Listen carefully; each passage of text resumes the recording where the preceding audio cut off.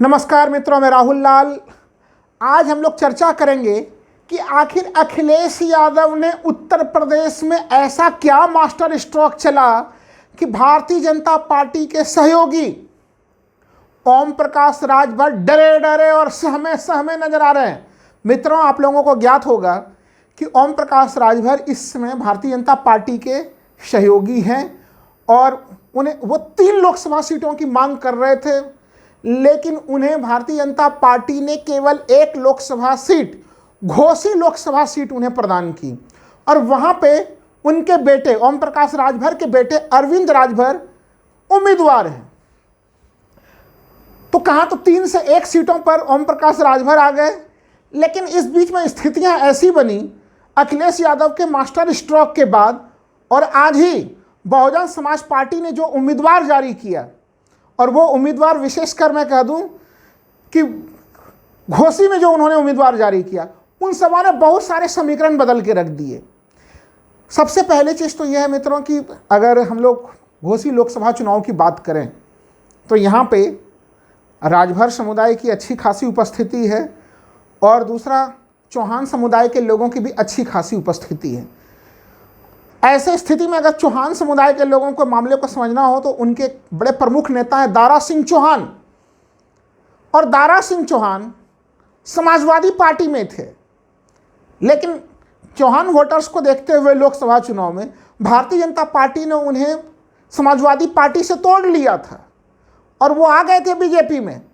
इसके बाद उन्होंने अपने विधानसभा सीट घोसी विधानसभा से, वो सदस्य थे समाजवादी पार्टी में, उन्होंने विधानसभा से भी इस्तीफा दे दिया था और इन परिस्थितियों में घोसी में विधानसभा के उपचुनाव भी हुए थे। क्योंकि वर्तमान घटनाक्रम को समझने के लिए बड़ा आवश्यक है घोसी विधानसभा उपचुनाव को समझना। भारतीय जनता पार्टी बड़ी उम्मीदों से लगे हुए थे, क्योंकि घोसी क्षेत्र में बड़ी पकड़ का दावा करते हैं ओम प्रकाश राजभर, और ओम प्रकाश राजभर ने भी दारा सिंह चौहान के लिए घोसी विधानसभा के उपचुनाव में बड़ी ताकत लगाई थी। लेकिन जितनी ताकत बीजेपी ने और ओम प्रकाश राजभर ने वहां पर लगाई, उतनी ज़्यादा मुंह की खानी उन्हें विधानसभा उपचुनाव में हुई थी और वहाँ पे भारतीय जनता पार्टी दारा सिंह चौहान वो हार गए थे और समाजवादी पार्टी के सुधाकर सिंह जीत गए थे। समाजवादी पार्टी ने उस समय भी सवर्ण उम्मीदवार सुधाकर सिंह के ऊपर जो है कि अपना दांव लगाया था और वो सफल रहा था। अब देखते हैं आज के समय में परिस्थितियाँ क्या चल रही हैं।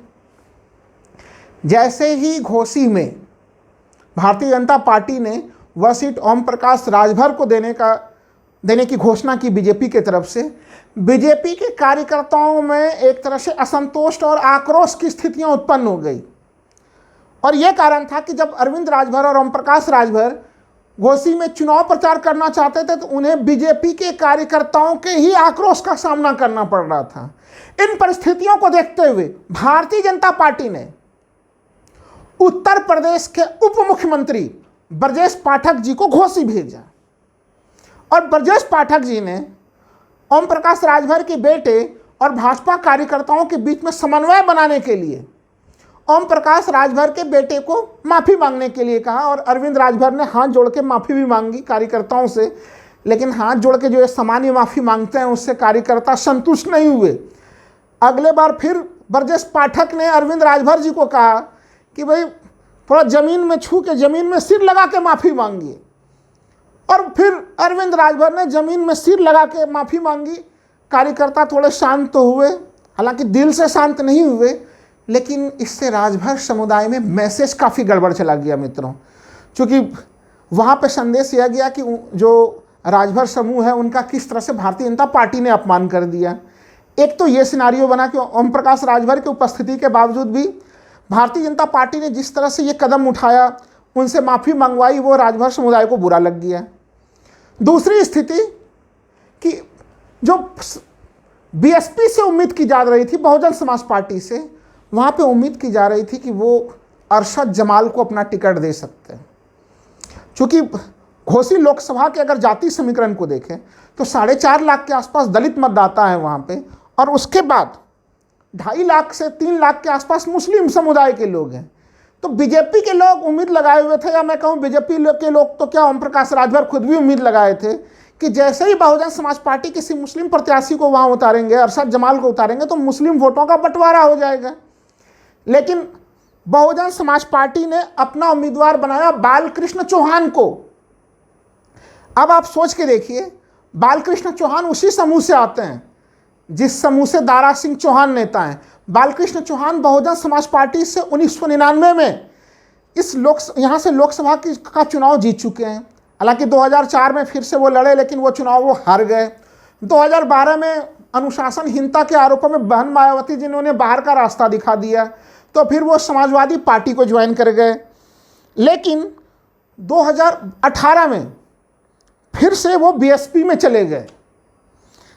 लेकिन 2019 में वो बीएसपी को छोड़ के कांग्रेस में आ गए, और हाल ही में वो कांग्रेस को छोड़कर बहुजन समाज पार्टी को उन्होंने ज्वाइन किया, बालकृष्ण चौहान जी ने, और बीएसपी ने उन्हें टिकट दे दिया। ये तो बालकृष्ण चौहान जी की स्थिति रही। और अब यहाँ पे स्थिति ये आ गई कि वो दारा सिंह चौहान, जिसको लाके बीजेपी ये सोच रही थी कि उन्हें चौहान वोटर एक मुश्त मिलेंगे, ओम प्रकाश राजभर को लाने से राजभर वोटर उन्हें एक मुश्त मिलेंगे, आज चौहान वोटर्स में विभाजन की स्थिति, और ओम प्रकाश राजभर के वोटर खुद ही नाराज स्थिति में। और दूसरी सबसे बड़ी बात कि ओम प्रकाश राजभर को जब यहाँ पे टिकट दे दिया गया था, जो बीजेपी के सबसे इंटैक्ट वोटर कहलाते हैं, जो सवर्ण मतदाता हैं बीजेपी के, वो भी नाराज हैं यहाँ पे।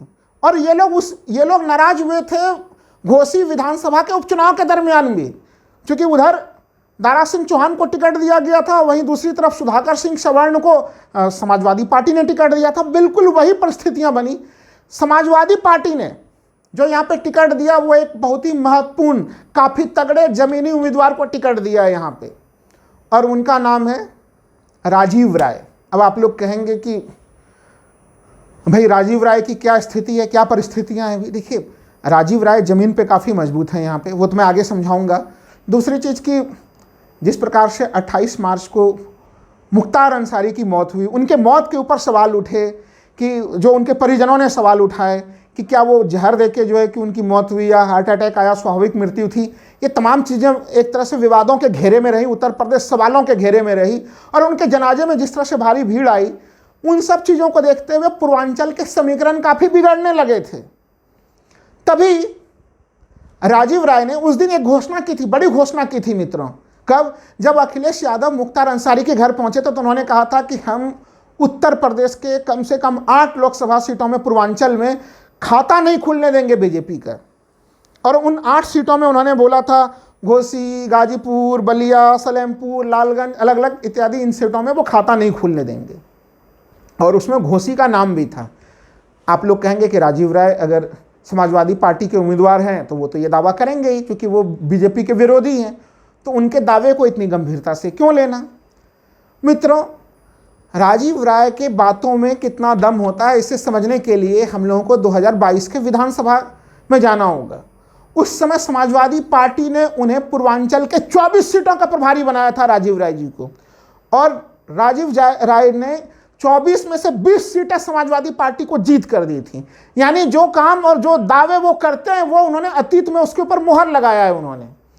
इसलिए जब उन्होंने घोसी में ये तमाम तरह की चीज़ें, जो परिस्थितियां बनी उनके आने के बाद से, और जब बहुजन समाज पार्टी ने भी घोसी में अरशद जमाल को टिकट ना देकर बालकृष्ण चौहान को टिकट दे दिया, तो अब घोसी में स्थिति क्या बनी है मित्रों? वहां पे मुख्य मुकाबले की स्थिति राजीव राय बनाम बालकृष्ण चौहान हो गई है।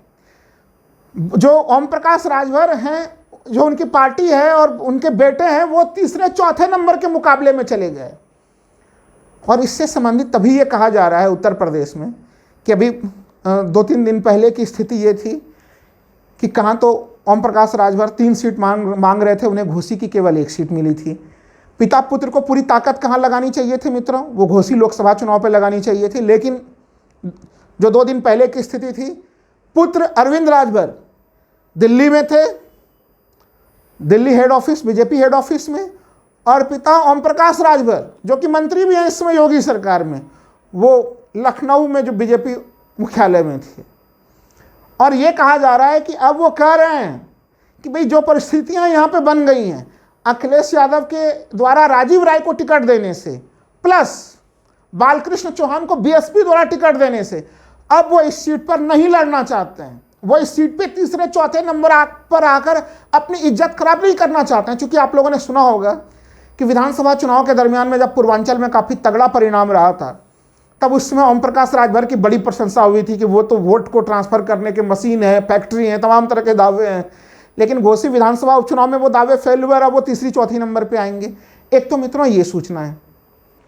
दूसरी सूचना यह है कि भारतीय जनता पार्टी खुद भी विचार कर रही है कि अगर वो वहां से नहीं अपनी दावेदारी को खत्म करते हैं तो क्यों ना ओम प्रकाश राजभर के बेटे का टिकट ही काट दिया जाए। ये दोनों प्रकार की स्थितियां बनी हैं। आप लोग कहेंगे कि भाई बीजेपी तो टिकट नहीं बदलती है, ये परिस्थितियां कहां से आ सकती हैं। ये चीज़ें इसलिए हवा में, एक तो वो खुद ही विनती कर रहे हैं कि उन्हें हटा दिया जाए और बीजेपी भी सोच रही है इस मामले को।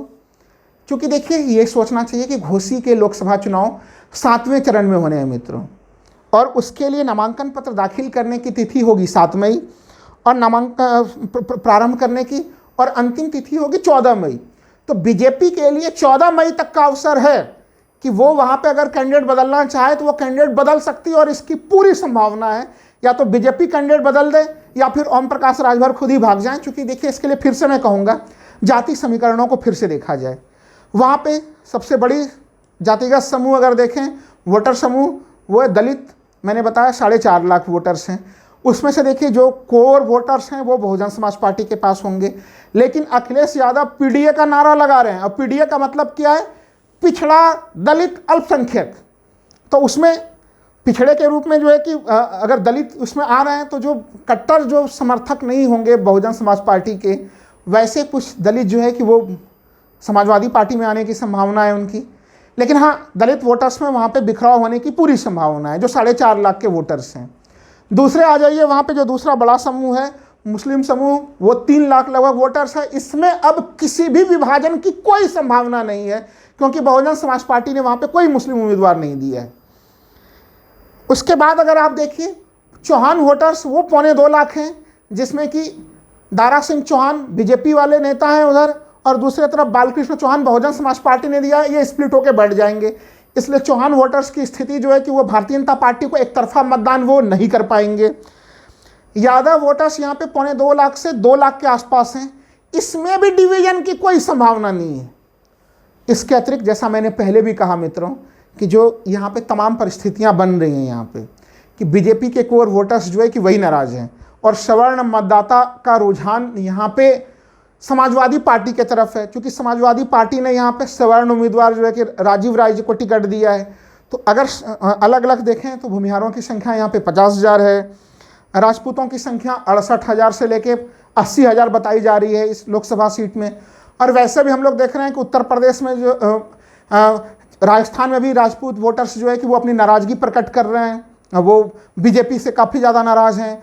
वो गुजरात में भी नाराज़ हैं, पश्चिमी यूपी में भी वो नाराज़गी दिख रही है। तो वो वोटर्स तो यूं ही जा रहे हैं। तो तमाम जो समीकरण बने हैं यहाँ पे वस्तु स्थिति अंततः क्या है मित्रों कि ओम प्रकाश राजभर ना 3 में है ना 13 में है, वो मुख्य लड़ाई के मैदान में ही नहीं है। और अगर मैं ये कह दूं कि चुनाव होने से पहले अगर इस जगह पे ओम प्रकाश राजभर खुद ही मैदान नहीं छोड़ते हैं अपने बेटे के साथ, पिता पुत्र दोनों मैदान से बाहर नहीं होते हैं, तो फिर बीजेपी के लिए यहाँ पे कोई जगह नहीं है।